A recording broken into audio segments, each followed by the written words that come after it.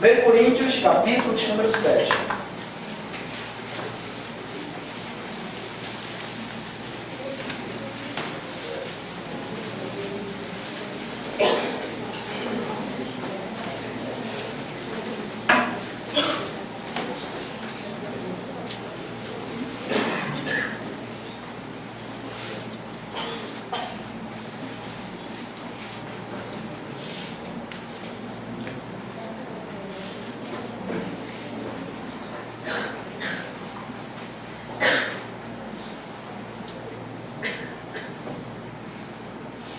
Nós vamos ler uma porção, vamos refletir, e depois vamos ler outra porção e vamos refletir, depois vamos ler outra porção e vamos refletir. Amém? Amém. Glória a Deus. Então vamos lá. A partir do verso 1, Paulo diz: quanto ao que me escrevestes, é bom que o homem não toque em mulher, mas, por causa da impureza, cada um tem a sua própria esposa, e cada um o seu próprio marido. O marido conceda à esposa o que lhe é devido, e também, semelhantemente, a esposa ao seu marido.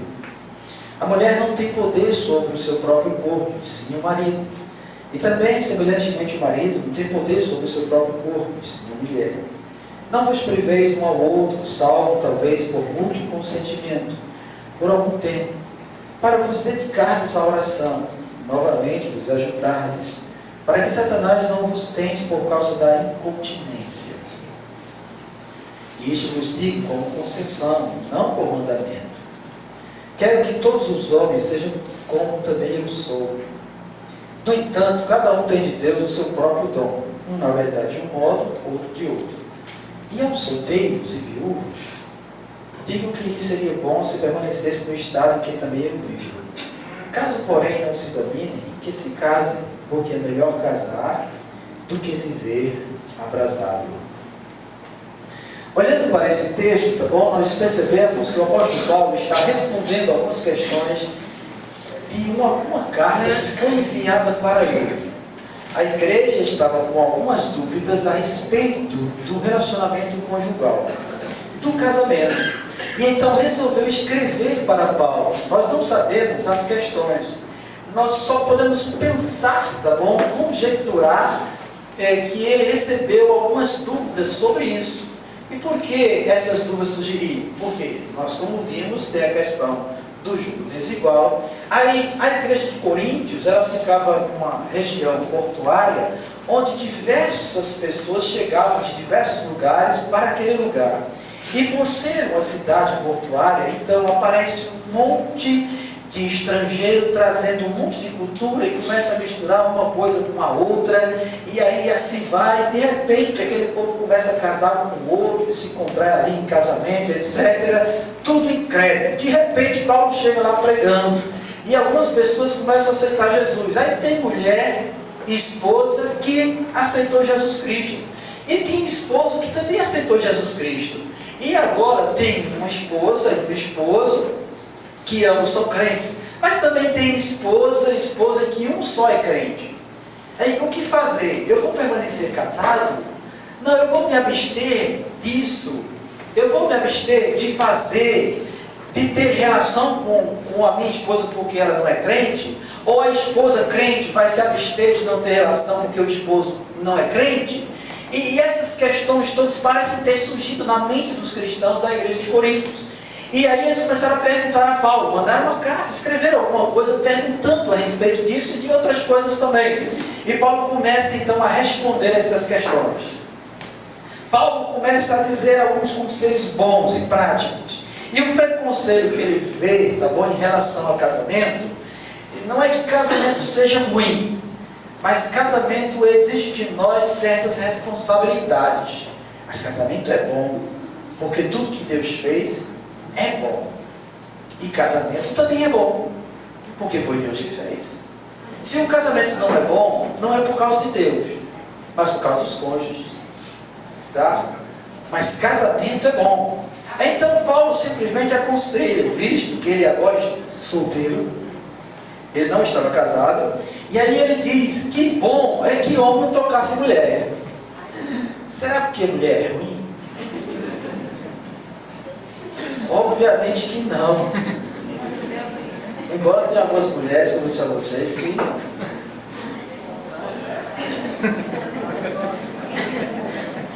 é um desastre, né?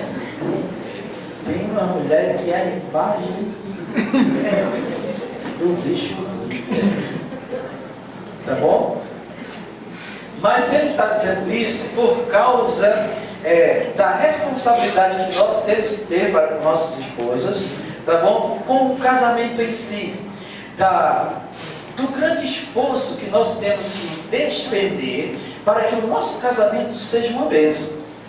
E ele vai tratar disso depois, tá bom? Lá na frente, em relação à questão do próprio ministério. Ele diz que o marido tem que cuidar das coisas de casa para como agradar a mulher. E a mulher também tem que cuidar das coisas relacionadas à casa para agradar o marido. E isso, por si só, já é uma grande responsabilidade.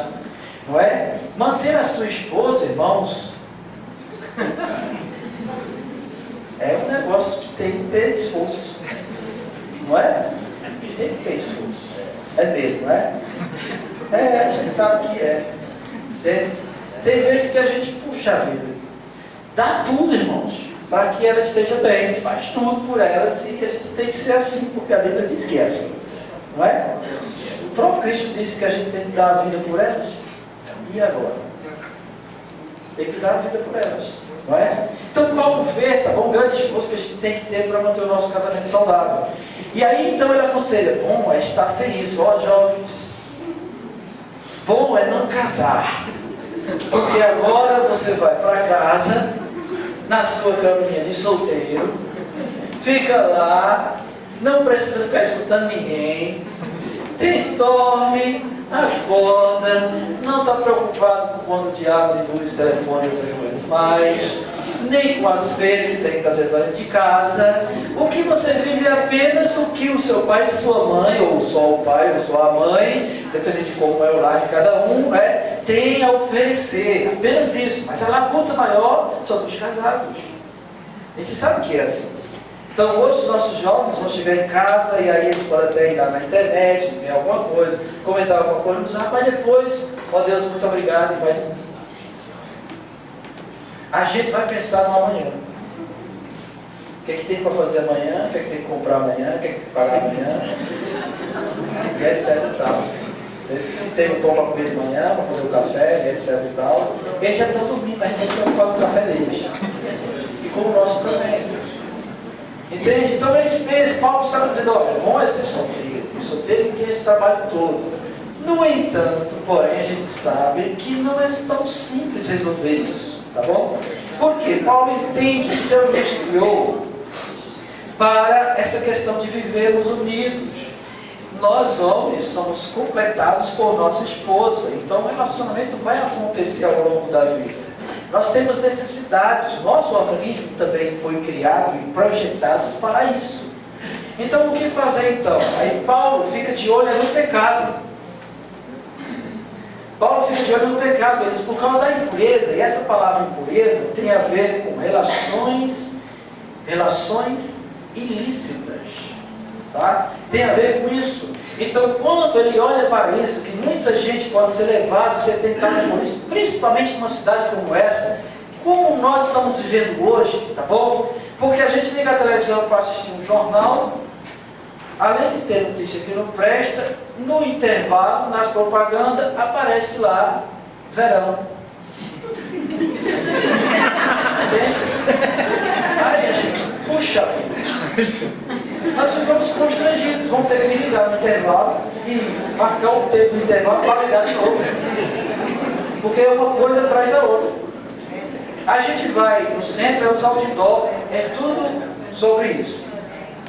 A gente chega nas lojas, aí ele já põe na vitrine já os manequins. É boneco, a gente sabe que é boneco. Mas é tudo com as coisas de fora. Mostrando tudo. Aqui mesmo nessa rua a gente passa, tem uma vitrine de um lado aí, de uma dessas lojas pequenas aí, que é lingerie. É lingerie.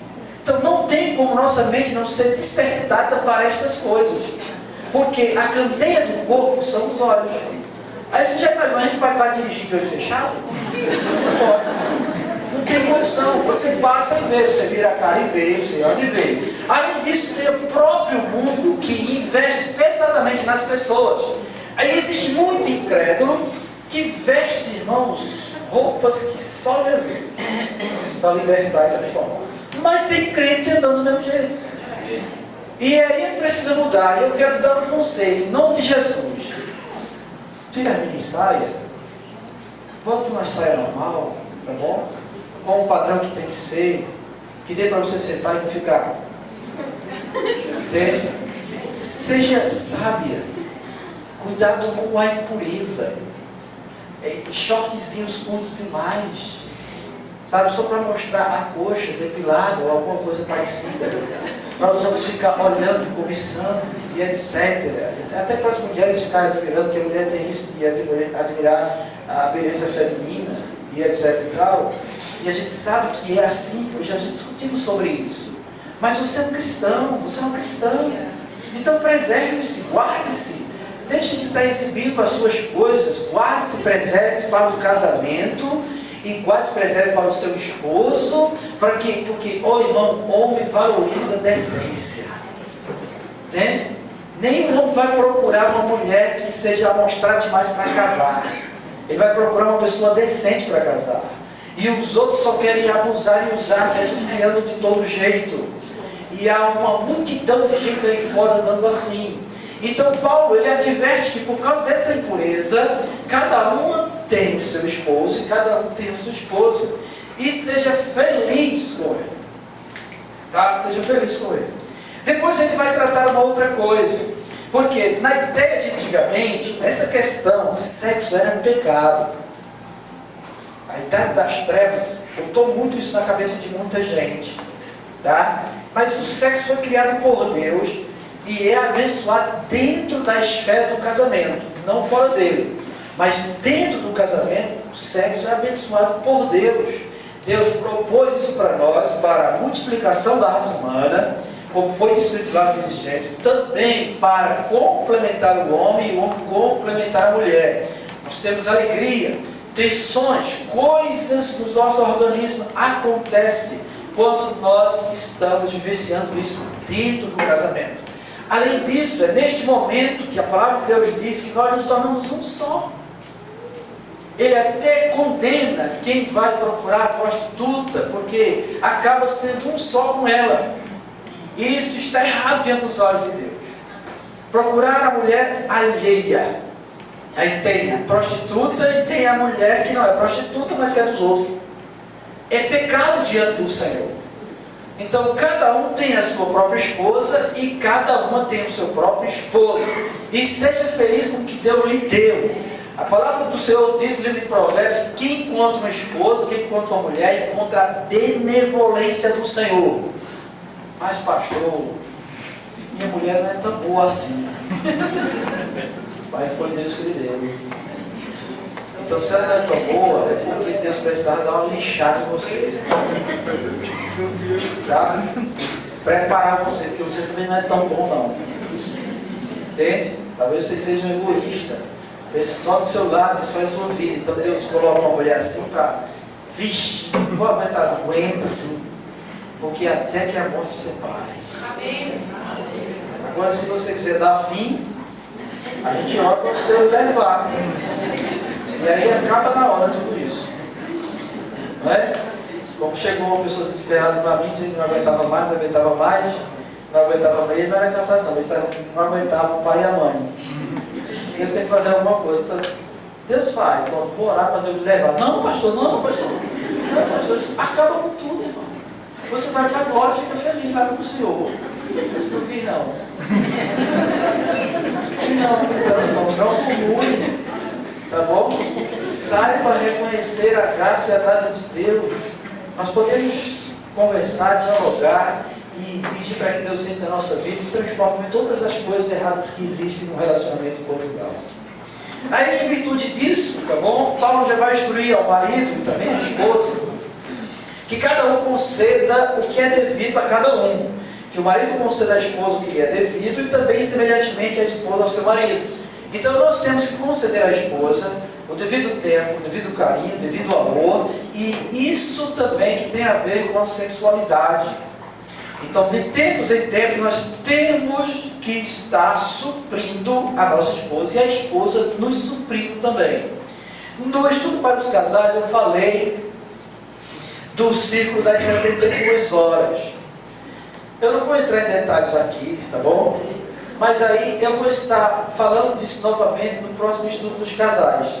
Então, se você quiser conhecer o que é o ciclo das 72 horas, você é homem, venha para cá, que eu vou dizer a você o que é.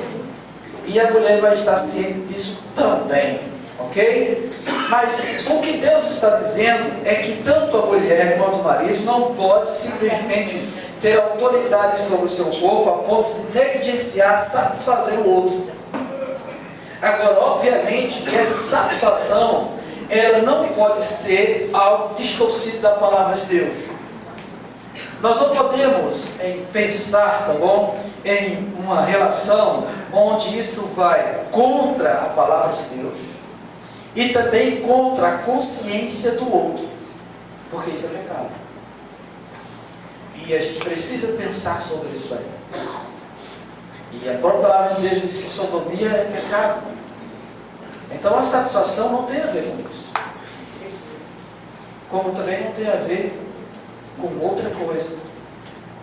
A satisfação é a questão do amor recíproco que deve haver entre um e o outro, a ponto de eles estarem satisfeitos, felizes em relação a isso, e ir para a sua redenção com desejo de um pelo outro. E aí ele pede que isso seja feito. Ele diz que isso tem que ser feito. E aí, quando qualquer um desejar se abster disso, deve conversar com o outro, conversar com o outro. Eu não posso simplesmente dizer assim, eu vou jejuar a semana toda, e não comunicar a minha esposa, conversar com ela, ver se ela concorda. Se ela não concordar, eu tenho que primeiro satisfazê-la, e depois então eu entrar e me dedicar à oração. Esse é o único requisito que o Senhor diz para nós nos afastarmos conjugalmente. Então, esse negócio de dizer, eu não quero, eu não faço, eu não vou fazer. Não, você não comprou para mim, então fica sem isso. Isso não pode acontecer. O requisito é, se for para se dedicar à oração, à consagração, e havendo concordância.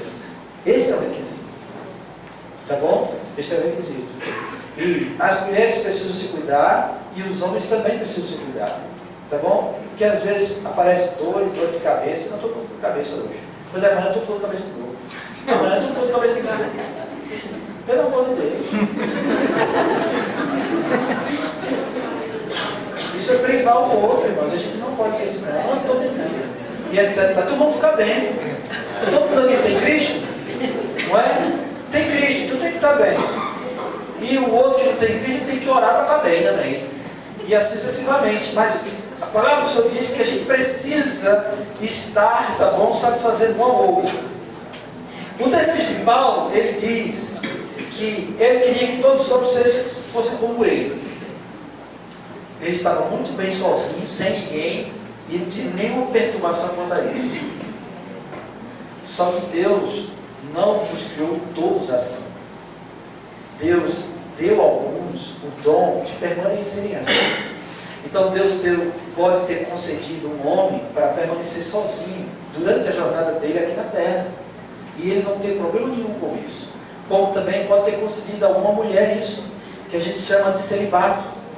A capacidade de viver sozinho. Aí tem algumas irmãs que são titias, a gente chama de titia, ficou para titia, alguma coisa dessa natureza. Mas elas estão muito bem sozinhas. Estão sem preocupação em relação a essa questão de casamento. E são muito felizes por isso. Ou não, se não receberam o dom do celibato. Tá? Existe isso e a gente precisa considerar. Deus chamou cada um e concedeu a cada um um modo de vida nessa terra. Mas se Deus, ele resolveu unir um homem e uma mulher, então que esse homem e mulher possam viver de modo agradável diante de Deus no seu casamento. Isso é o que precisa ser buscado por nós. Aí depois ele vai dar um conselho aos solteiros e aos viúvos, que seria bom que eles permanecessem como ele é. Mas qual é o solteiro aqui que vai querer isso? Não é? Qual é o solteiro que vai querer isso? E no incentivo que a gente vai nesse mundo todo. Mas ele diz que se não se dominam, e é isso que acontece, então que casem. É melhor do que viver abrasado. Esse termo abrasado, esta palavrinha no original, diz respeito a ser despertado a pensar em ter relação. Tá? Não é simplesmente de estar namorando, mas se começar a mente a ficar pensando em possuir a pessoa, naqueles termos que eu estou falando, que vocês estão entendendo, ele está dizendo, é melhor que você case antes que você peque. Porque o desejo do Senhor é que tanto o jovem quanto a jovem, eles permaneçam castos, virgem, até o casamento.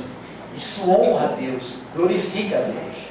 Até o próprio mandamento da palavra do Senhor diz que se alguém desposar uma virgem, encontrar uma virgem e ter algo com ela, deve casar com ela.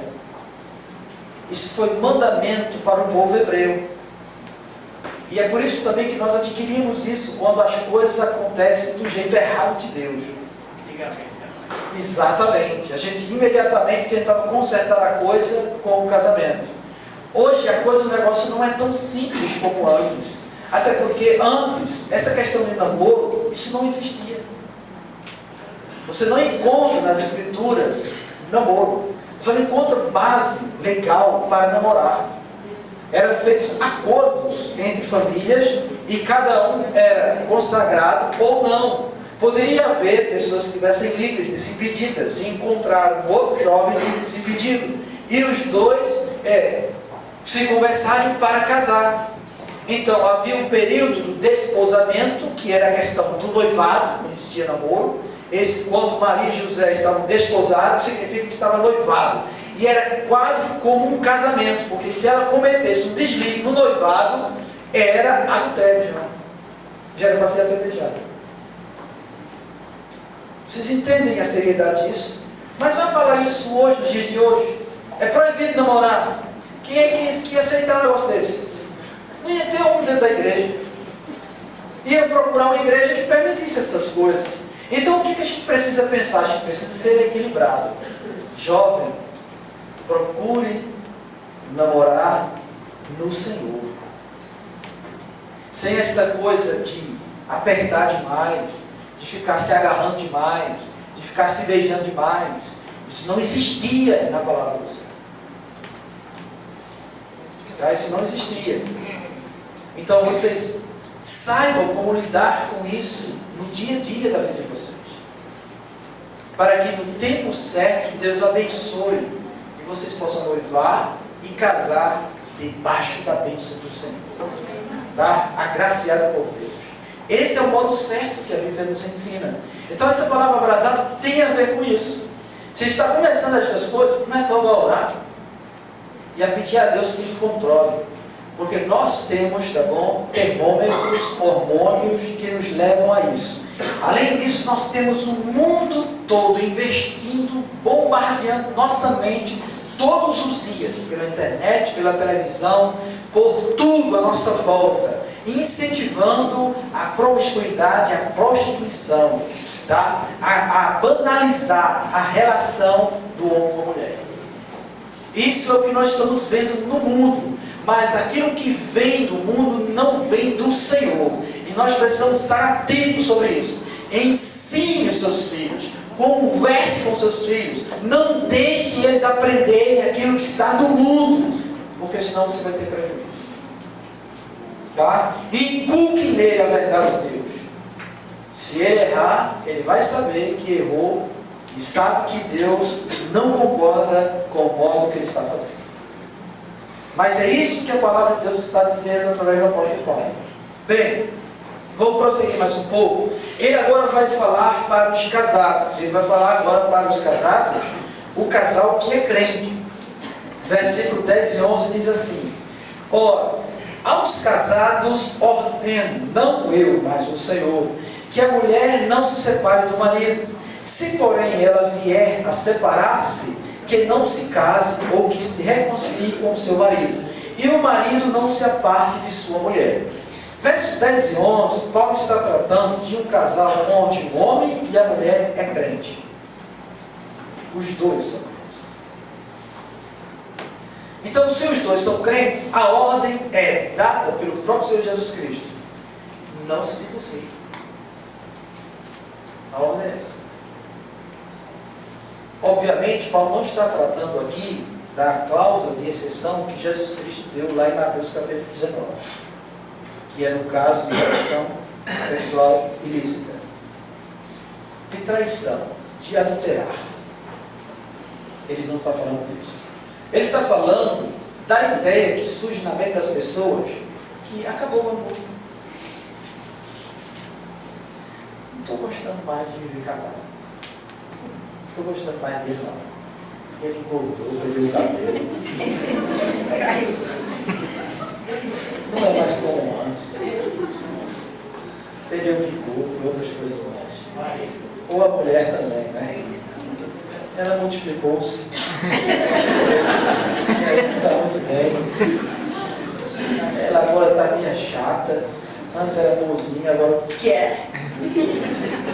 Então uma coisa foi ficando assim ao longo dos anos, foi se desgastando.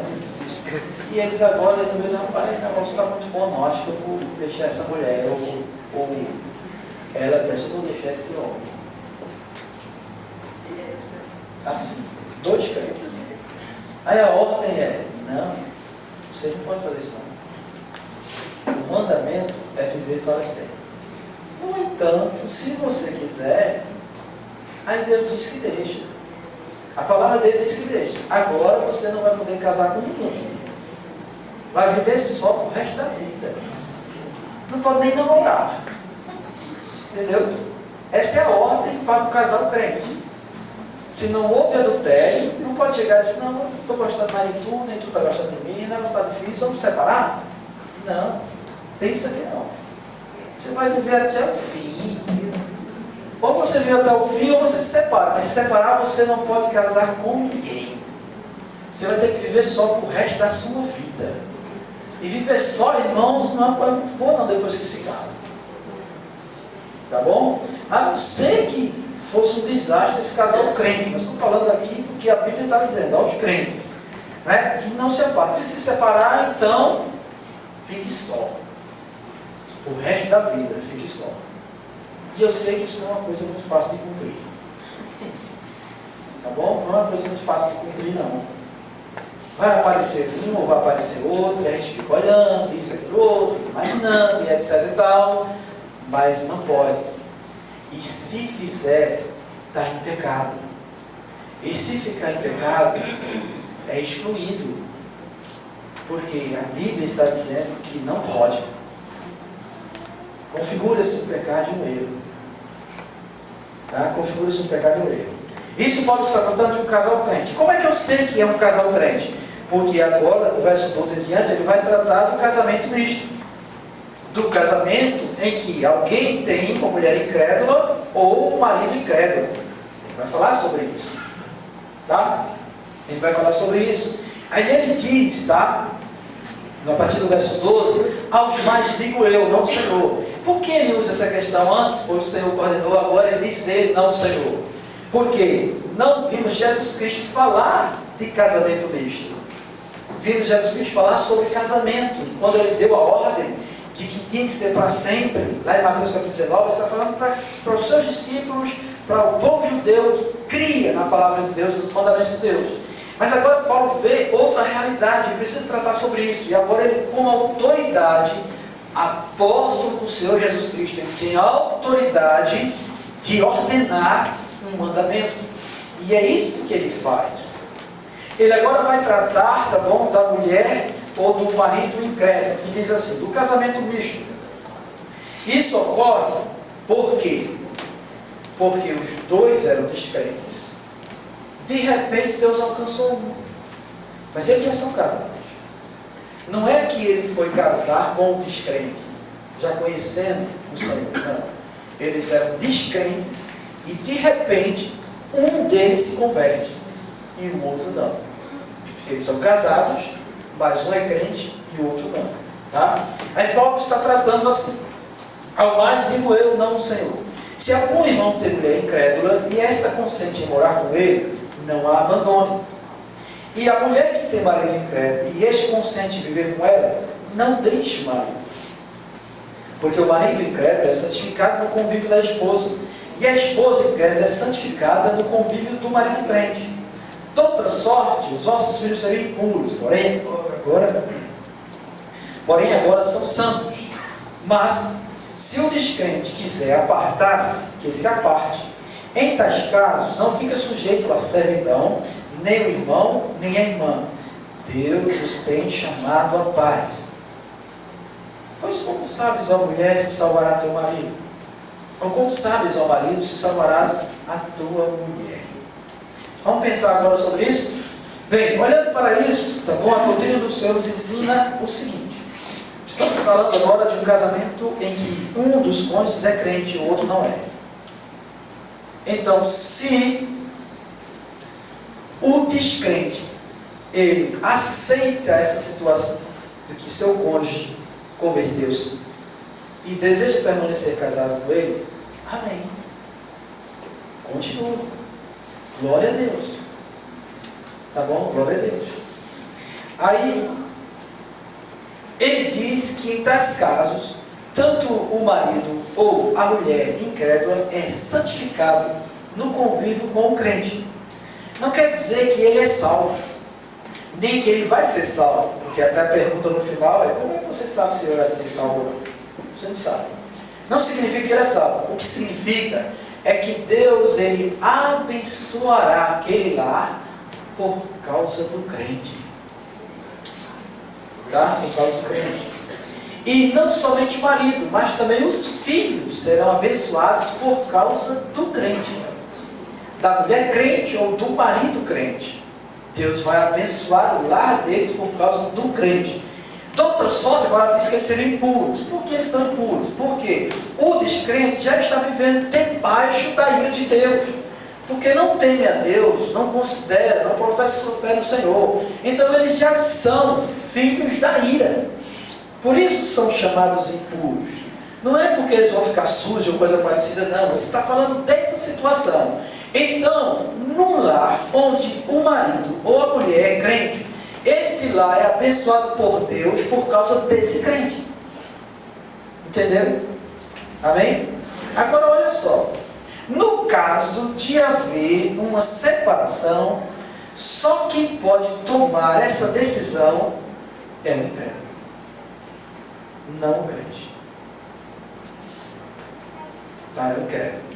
Olha só que no verso de número 15 diz: mas se o descrente quiser apartar-se, que se aparte. Então a decisão, tá bom, de romper o casamento é do descrente, não do crente.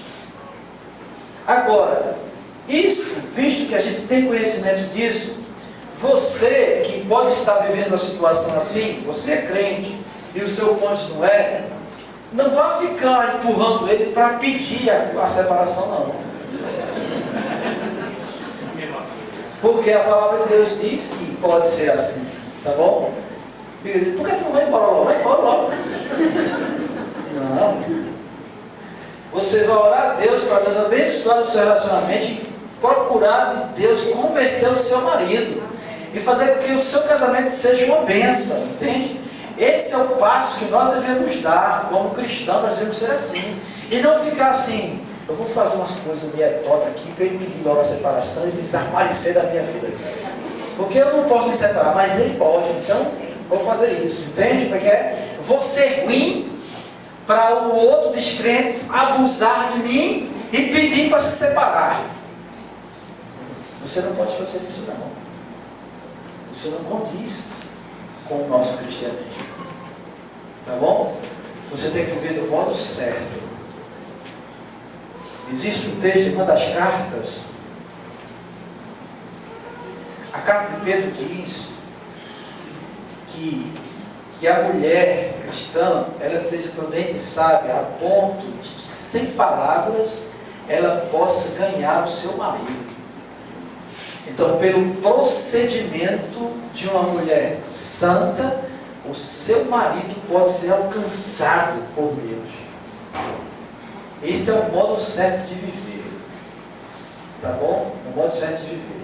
E não você fazer as coisas erradas, porque você já vê que ele não tem jeito mesmo, que é um cara ruim, não valoriza você, é uma peste, e aí você quer que ele desapareça.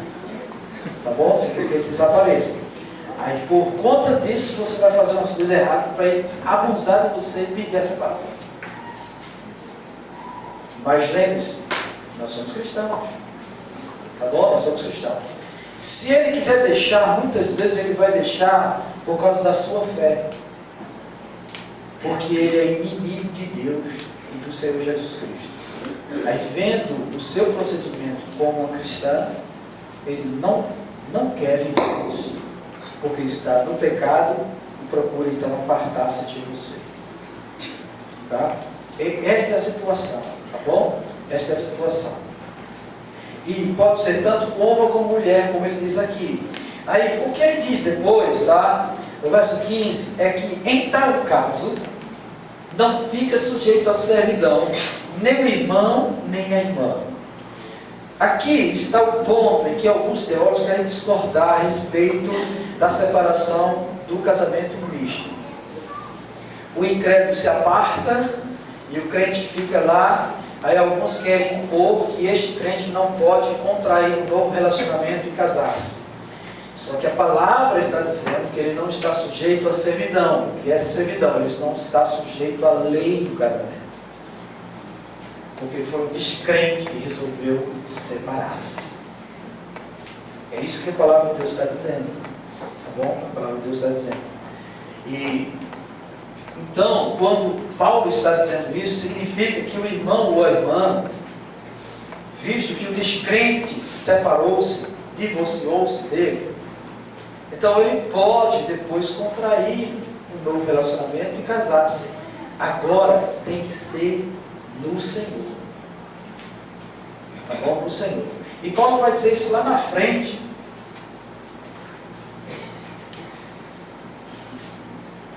Lá no verso 39, quando ele fala da mulher que está ligada ao marido enquanto vive, contudo, se o marido falecer, aqui ele está falando da morte do marido, fica livre para casar com quem quiser, mas somente no Senhor. Obviamente, quando ele está usando esse texto de o marido viver, ou está ligado enquanto o marido vive, ele está falando, a gente lê o texto anterior a estes versos, daquele que procura casar-se.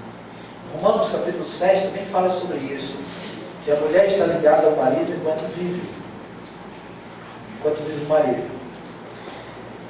Em Romanos capítulo 7, Paulo está falando e tratando da questão da lei, não de casamento, mas ele usa a lei do casamento para falar sobre a lei.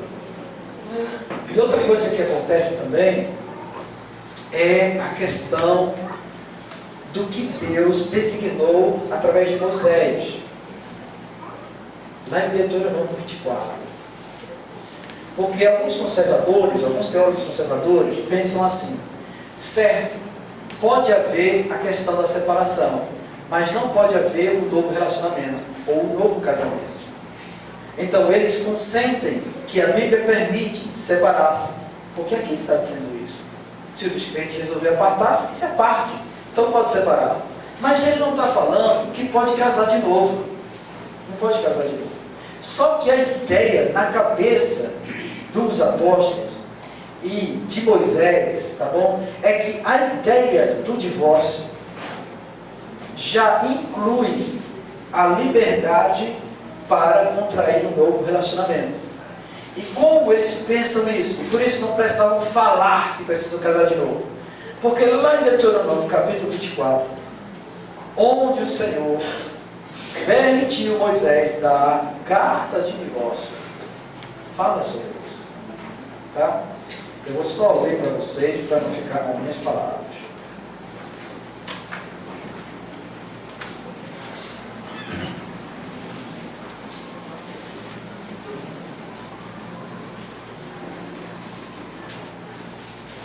Deuteronômio capítulo 24, verso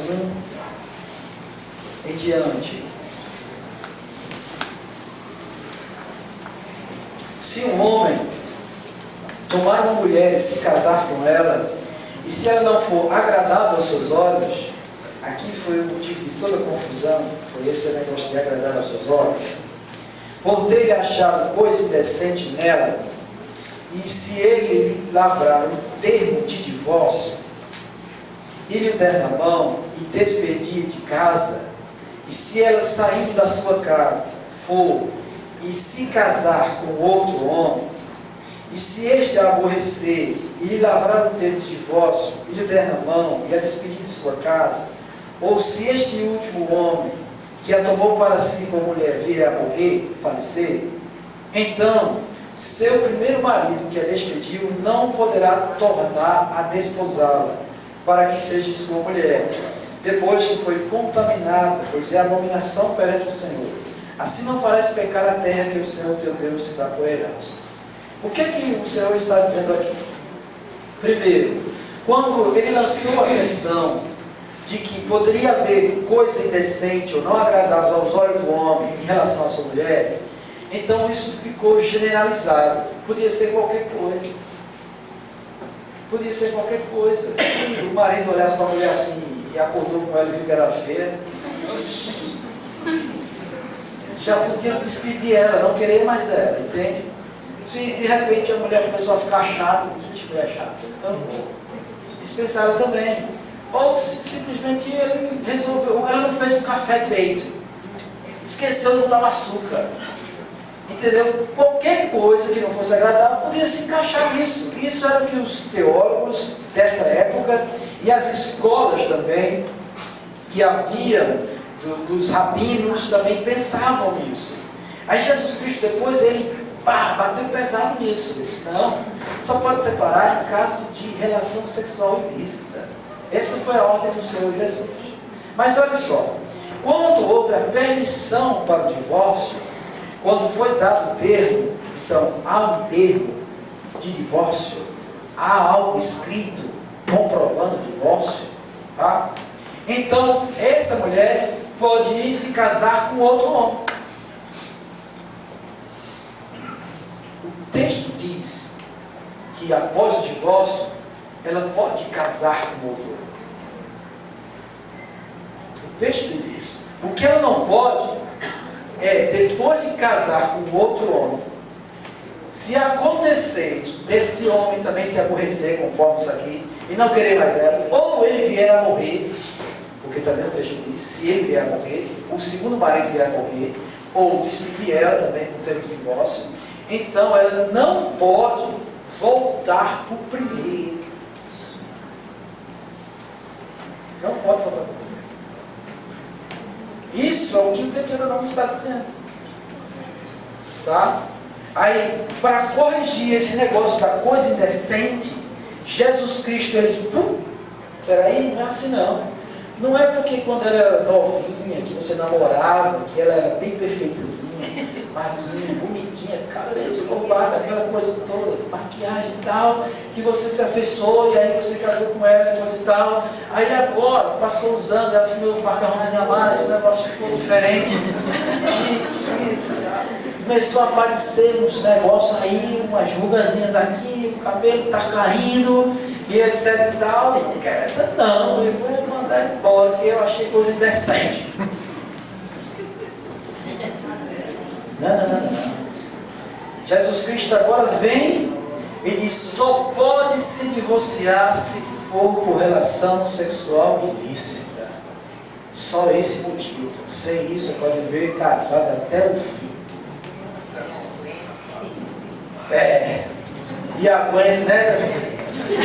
E aguenta. É assim.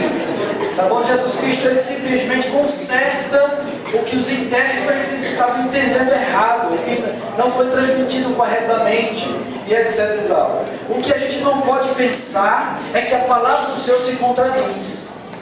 Isso a gente não pode pensar. Porque a palavra do Senhor é perfeita. Ela não se contradiz. E embora os homens quisessem apresentar algo para Jesus tropeçar, não. A palavra do Senhor se contradiz. Moisés era um homem de Deus. Foi Deus que deu a lei a ele. Se ele escreveu isso, foi com aval de Deus. Porque nada que está na Escritura pode ser posto por homem algum sem a autorização de Deus. Paulo diz: toda a Escritura é divinamente inspirada. E por ela ser divinamente inspirada, ela é inerrante.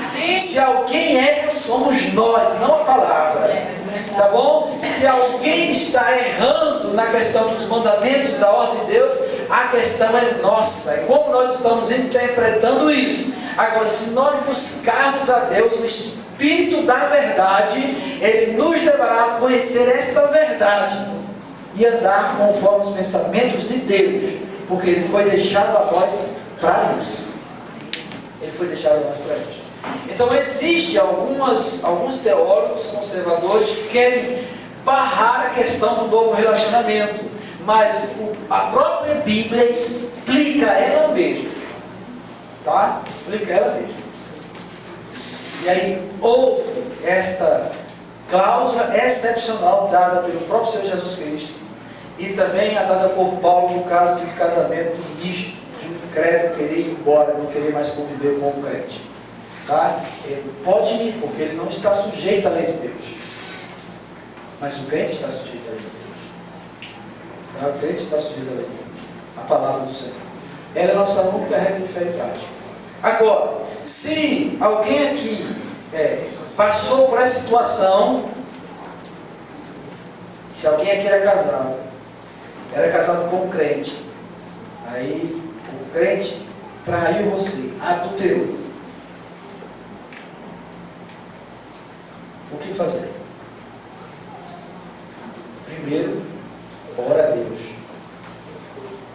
porque Deus vai dar direção, porque pode ser que Deus restaure o seu marido e o casamento de vocês seja abençoado. Tá bom? Não é simplesmente porque existe a possibilidade de obter divórcio que você vai dar o divórcio. Não, você só vai para o divórcio se Deus falar a você que vai ser assim. Senão você vai orar a Deus para Deus converter o coração do marido e lhe dar também o perdão para que vocês possam reconstruir o casamento de vocês. O primeiro passo é esse.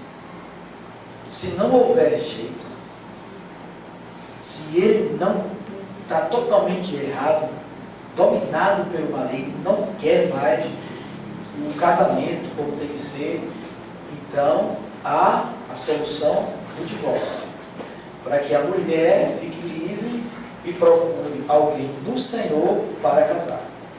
Mas tem que ser no Senhor. Tá bom? No Senhor. E mais, vem agora. Se aconteceu isso, e houve a concessão do Senhor para que você pudesse contrair um relacionamento novo, amém.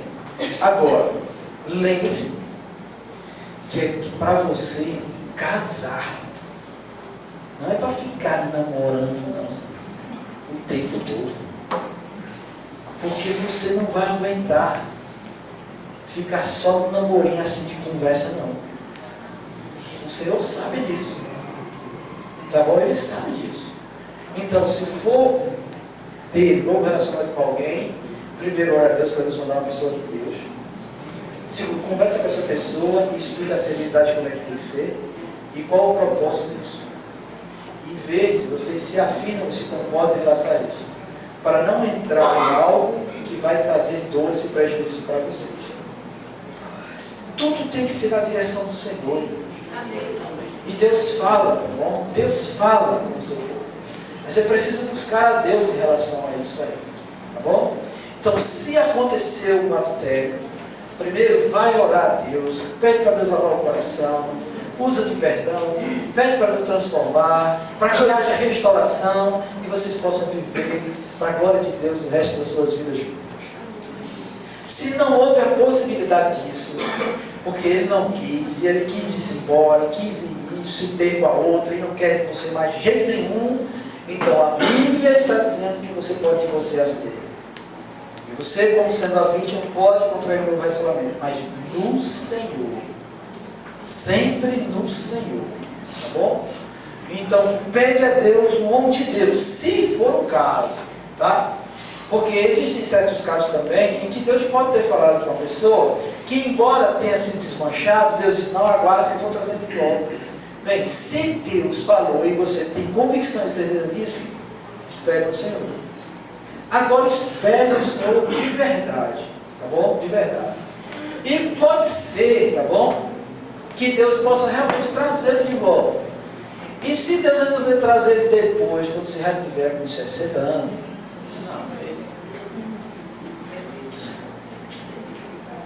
aí é com você.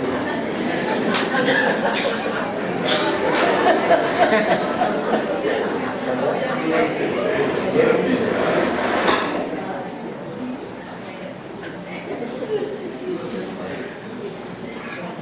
Aí é com você. Se vai aguardar ou não, conversa com Deus, aí é com você. Tá bom? É somente você e Deus que vai poder resolver essa causa aí. É uma das coisas que a gente não pode interferir. É uma das coisas que a gente não pode simplesmente assim chegar, não, tu não faz isso não, deixa de ser quadrada, não, mas não, se Deus falou com você, amém. Receba aí, glória a Deus. Agora, se Deus for trazer ele quando você já está de cabelo branco, já pertinho para a glória, louvado seja Deus, acolha ele de volta e viva o restinho da vida junto, para a glória de Deus, tá bom? Se não, converse com Deus, aí é você e Deus. Tem que ser você e Deus nessa casa, tá bom? Tem que ser você e Deus. Amém? Entenderam aí?